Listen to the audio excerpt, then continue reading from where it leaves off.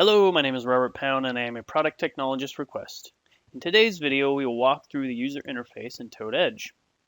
So looking at the tool, we can see that at the top we have drop-down menus, and they have some of the traditional menu items that you would expect in a Windows application. When working with code, we have code formatter and transformation.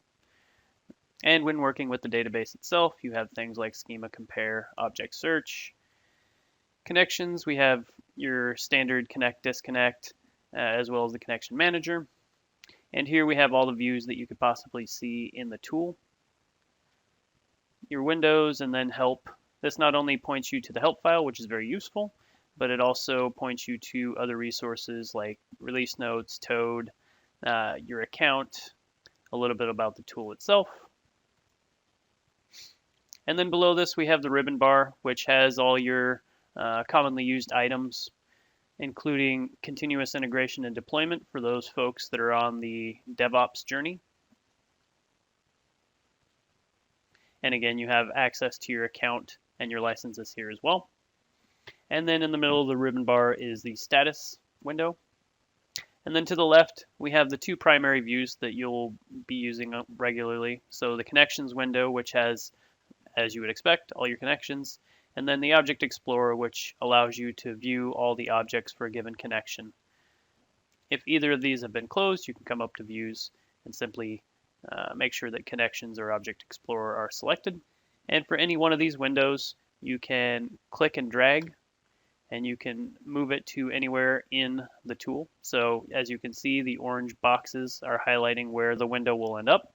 So if I wanted to move the Quick Docs to the bottom, I can move it here. And then you have your standard minimize and maximize as well. So anything that's been minimized will show up either on this tray to the right or a tray to the left. And for any one of these, if you click on the icon itself, it will pop out so that you can work with it.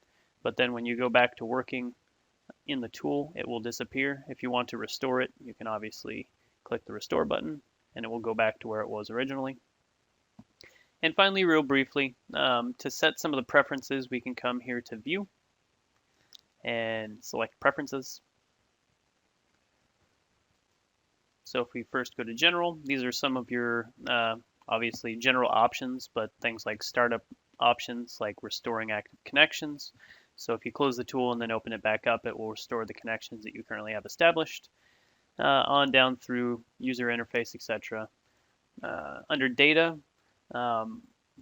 you can affect the fetch limit. So if you want to fetch more than 500 rows at a time, you can change that here. And feedback, so if you opted in to participate in feedback and you no longer want to, or vice versa, you can change your feedback preferences here. Obviously, this is a very high overview of the preferences. You can dig more into it. I just wanted to highlight a few things.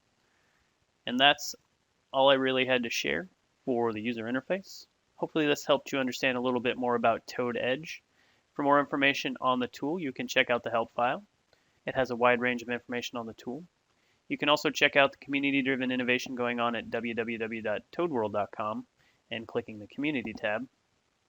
For more information on this product, go to www.quest.com/products/Toad Edge. Thank you and have a great day.